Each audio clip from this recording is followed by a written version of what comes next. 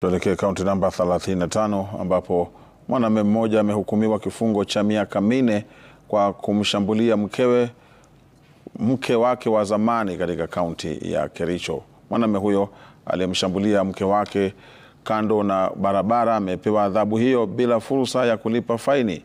Ametuhumiwa kwa kumsababishia majeraha mwilini kinyume cha kifungu 251 cha kanuni ya adhabu za mahakama. Amesema hii sio mara yako, ndugu yako mkubwa anaitwa Justice Mutai. Wewe ulipiga pipi yako akiwa amebeba mtoto mgongoni wa mwaka mmoja. Ukiwa na hiyo attitude at the age of 24, itakuwa ni normal kuwa wanawake lazima wapigwe. Na wasichana wetu wamekufa kwa sababu ya mambo kama yenu.